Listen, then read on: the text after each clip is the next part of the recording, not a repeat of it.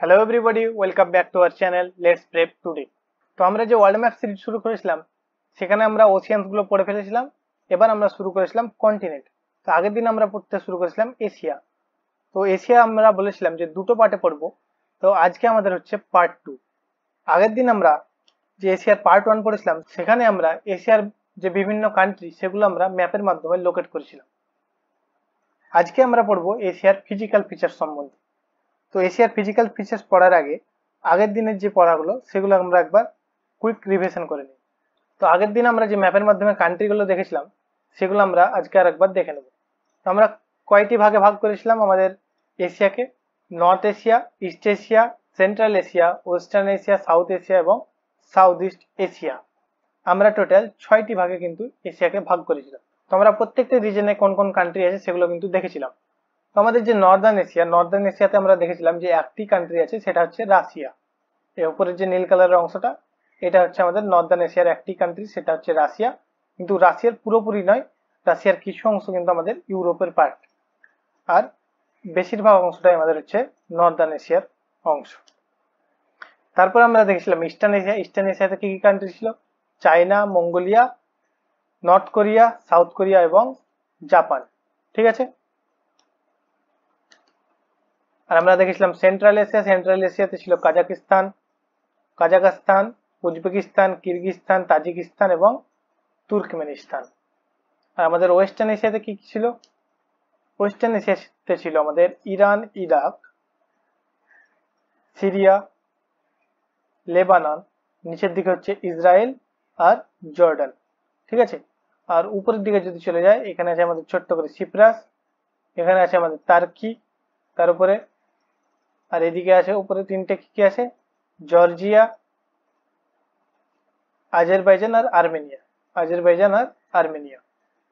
নিচের দিকে যদি চলে আসি আমরা দেখতে পাবো কি Saudi Arabia, Yemen, Oman, UAE, Qatar, Bahrain আর কুয়েত। ঠিক আছে। তো এই কয়েকটি কান্ট্রি ছিল আমাদের ওয়েস্টার্ন এশিয়াতে। এবার আমরা দেখেছিলাম সাউথ এশিয়াতে আমাদের প্রতিবেশী দেশ এবং আমাদের দেশটি কিন্তু আছে আফগানিস্তান, পাকিস্তান, ইন্ডিয়া, নিচের দিকে শ্রীলঙ্কা, উপরে হচ্ছে আমাদের নেপাল, ভুটান আর বাংলাদেশ। ঠিক আছে। আর আমাদের সাউথ ইস্ট এশিয়াতে কি কি ছিল? Myanmar, Thailand, Laos, Cambodia, Vietnam, Malaysia, Singapore, এখানে ছোট্ট করে ব্রুনেই, ফিলিপিন্স, ইন্দোনেশিয়ার এখানে হচ্ছে ছোট্ট করে আমাদের ইস্ট তাইমুর। ঠিক আছে। এই ছিল আমাদের এশিয়ার কান্ট্রিগুলি। আজকে আমরা পড়ব এশিয়ার ফিজিক্যাল ফিচার সম্বন্ধে। চলো শুরু করা যাক।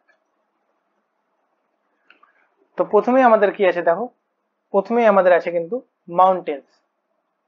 তো কি বলছে? The Himalayas the world's highest mountain range. তো যে হিমালয়া সেটা কি বলছে? পৃথিবীর মধ্যে সব থেকে উচ্চতম হচ্ছে মাউন্টেন রেঞ্জ। ঠিক আছে। Stretch across India, Nepal, Bhutan and Pakistan. কোন কোন কান্ট্রির উপর দিয়ে গেছে? ইন্ডিয়া, নেপাল, ভুটান এবং পাকিস্তান।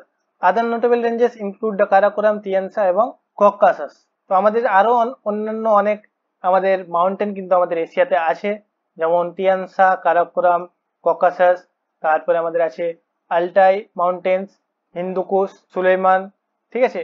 অনেক কিন্তু মাউন্টেন্স আমাদের আছে, সবগুলোর আমরা নাম মনে করছি না এখানে। তো আমাদের যে হাইয়েস্ট মাউন্টেন সেটা হচ্ছে কিন্তু আমাদের মাউন্ট এভারেস্ট। সেটা আমাদের হিমালয় মাউন্টেন রেঞ্জে কিন্তু অবস্থিত, যার উচ্চতা হচ্ছে 8,848 metre, located in Solukhumbu district of Nepal. তো নেপালের সোলুখুম্বু ডিস্ট্রিক্টে কিন্তু আমাদের যে মাউন্ট এভারেস্ট সেটা কিন্তু অবস্থিত। 8,848 মিটার হচ্ছে এর উচ্চতা। ঠিক আছে।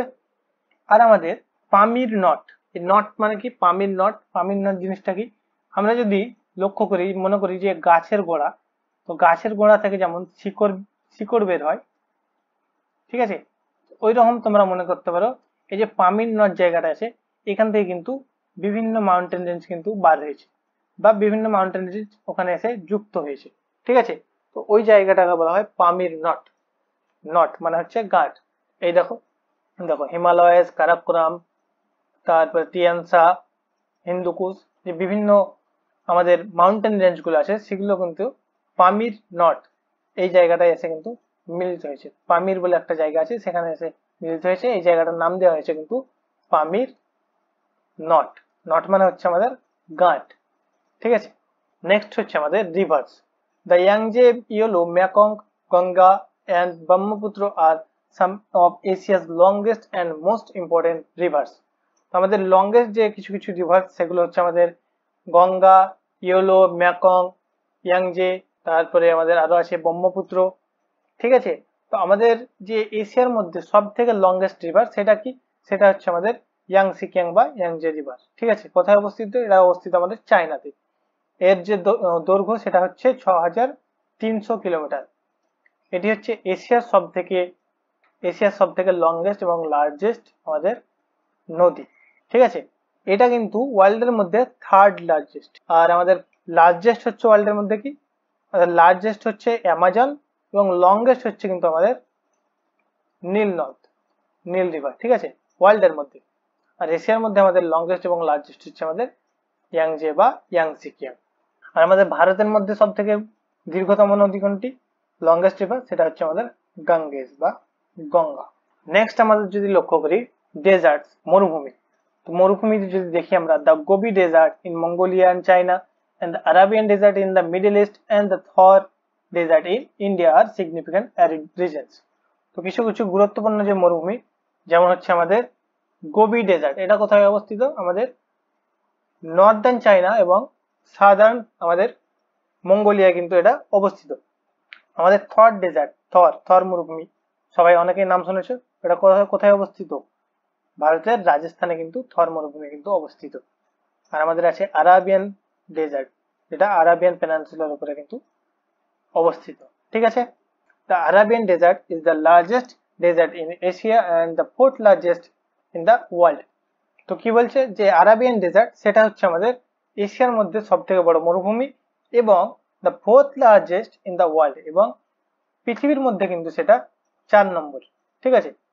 ফোর্থ লার্জেস্ট হচ্ছে আমাদের ওয়ার্ল্ডের মধ্যে। এবার যদি দেখি আমরা আইল্যান্ডস, তো কি কি আইল্যান্ডস আছে দেখো, Indonesia, the Philippines and Japan are among the many islands nations in Asia with diverse cultures and ecosystems.